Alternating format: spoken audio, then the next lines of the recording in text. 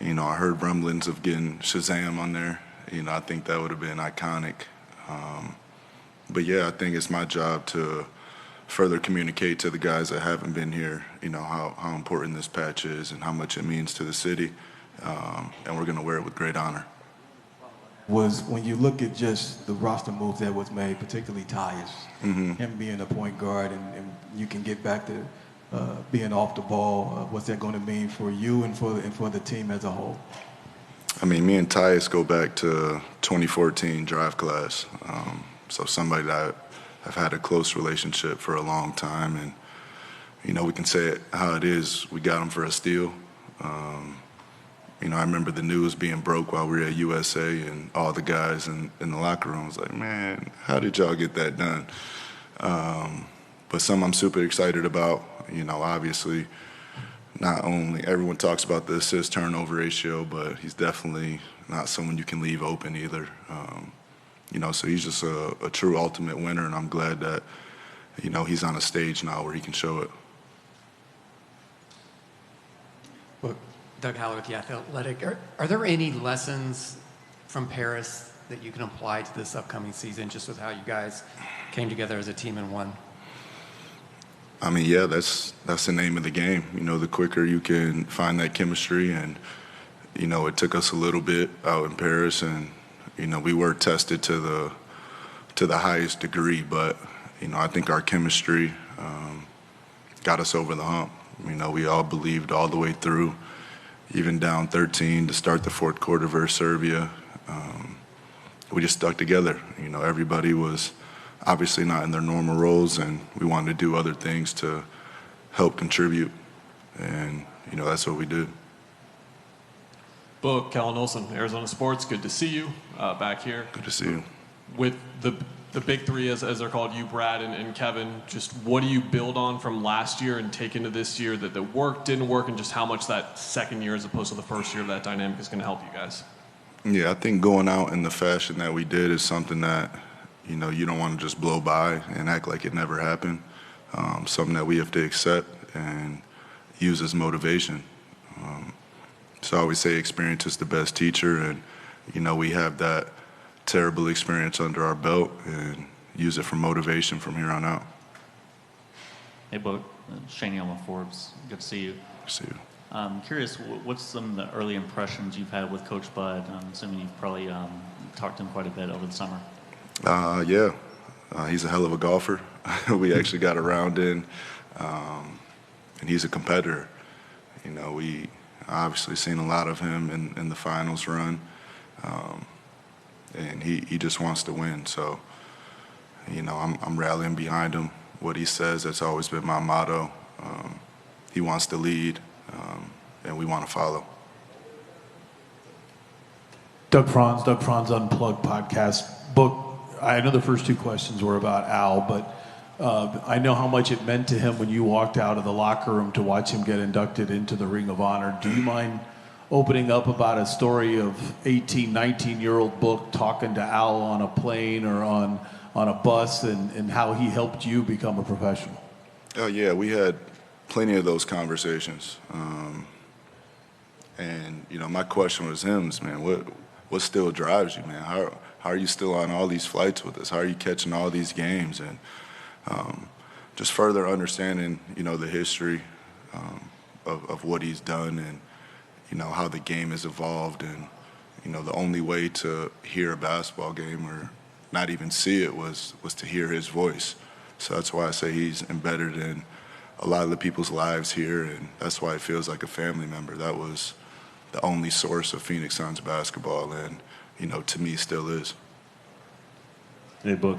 Dana Scott, Arizona Republic. Congratulations on the gold medal. Thank you. Two-part question about you entering year 10. Now that you're entering the second half of your career, do you talk with Kevin about how to prepare and basically managing your body in certain ways that players at that age have to do in entering the second half, even though you're very young still?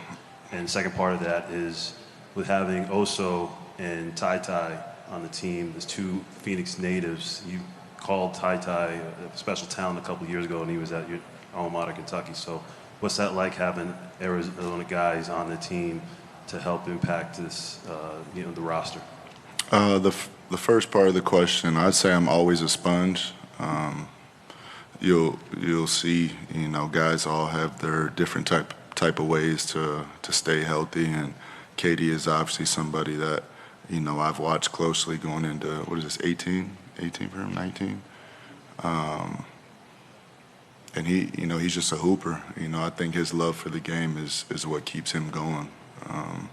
And I've had plenty of guys around. Chris was a guy that was over obsessive about his body and taking care of his body. So I take bits and pieces from everybody I'm around and just try to implement it. But I still do feel really good. I feel I'm reaching those prime type feeling years body wise. And then on to the next question was about Oso and Ty. Yeah, I think that's that's not a normal situation to get drafted to your hometown team or be in the market of your hometown team. So they understand the importance of Phoenix Suns basketball, and I'm gonna do my job to be a leader and give them any bits and pieces that I've picked up along the way. Bob. Hey, Book. What's up? Bob Hune, Associated Press. First of all, going back to Al, one of the coolest pictures, and we talked about this, was with you and Al walking back. Do you remember, which one we talked about? Mm-hmm. You have that picture? Do you get a copy of that? I didn't get a copy of it, but social media makes it just save photo, and it's favorited also. And what has to happen this year that didn't happen last year? What's the biggest difference this year for you guys to take the next step? It's hard to narrow it down to one. I think we were trying to figure out and learn throughout, the whole season, including the postseason. So, just come in more prepared, come in more competitive. We just, we have to be on it. It's a tough league. It's a tough conference, and, we understand what we're going against, and, we feel like we have the talent. We feel like we have the coaching staff. We feel like we have, all the pieces to get to where we're trying to go. Hey Devin, Luis Torres here with Nice Kicks. After a full season with the Book 1, a lot of fun colorways, a little PE going on right now. What can we expect this upcoming season, and Book 2 in the works? What's that looking like? Yeah, Book 2 is definitely in the works, but a lot of more Book 1s this year. And I'm just going to continue to try to tell my story, man. I think, I've kept it consistent with every colorway that drops is, either been Phoenix inspired or Arizona inspired or, some type of story from my past. And, a lot of the Book 1s, especially with the PEs, have been colorways that you've seen before from the past. And that's just me paying homage, understanding, sneakers were super important to me growing up and definitely still are now. So paying homage to those colorways, those silhouettes that, have shaped the game and changed the sneaker culture forever. Last one with the book, Annie. Devin, Annie Myers, Drysdale Suns broadcast. Where you at, Ann? There you go. Can you talk a little bit about, the relationships, talk about Kevin, and congratulations on the Olympics too, but Thank you. being that with Diana Taurasi and the relationship that you've had with her 20 years and what she has done and impacted you in the game.